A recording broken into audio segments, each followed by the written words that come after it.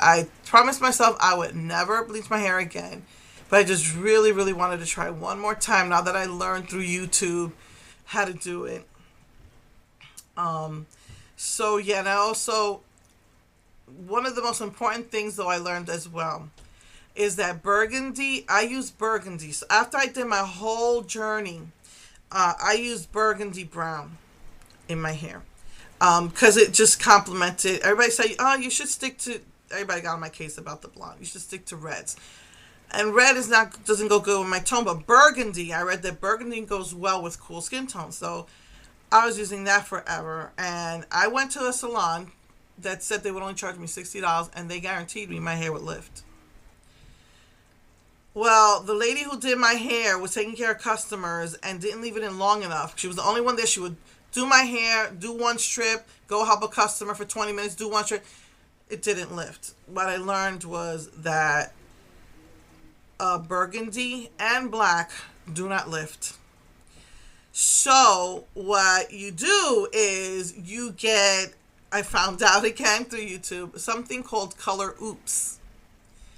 And no matter, because I tried bleaching just the front, just the very, very front last year, and the bleach will not take. Then people said, oh, well, don't buy that store-bought crap. You got to go to Sally's and get the real thing. It wouldn't take. So then I tried this color oops, and it really, really works. It lifts any dye you have in your hair. It takes it all out. It doesn't bleach your hair. It just removes the coloring. So it lifts it a little bit. So I had to do that before I could successfully bleach it. And again, you saw the tips were really, really blonde, and then the ends were still like an orange tone. So, burgundy, I learned that black doesn't lift, no matter how much bleach you put in it.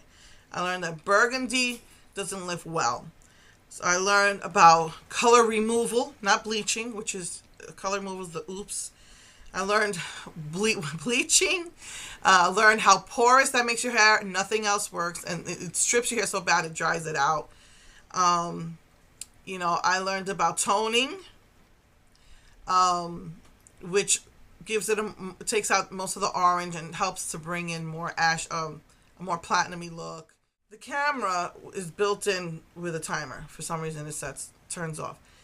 But so then I learned about how the coloring works, how the lighter blondes will lift, but the darker ones will not.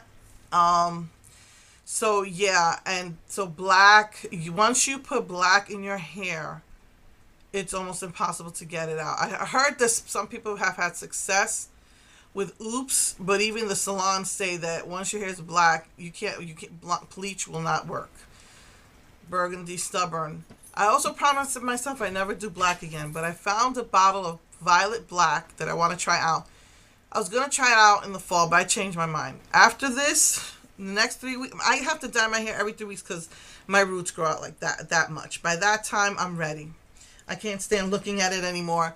If it wasn't so damaging, I would probably, and if I had the energy, I would probably color my hair every week because these roots grow out so fast. But, so in 3 weeks, I'm going to go back to burgundy, and probably around December-ish, around Christmas time, I'll try the violet black. I promised myself I wouldn't, but I gotta try this. It's called the violet black. So I'm going to try that out and see how that works. It's very harsh black. People compliment me when I wear black because I am so cool toned. People compliment me how pretty it looks on me. It really, really compliments me.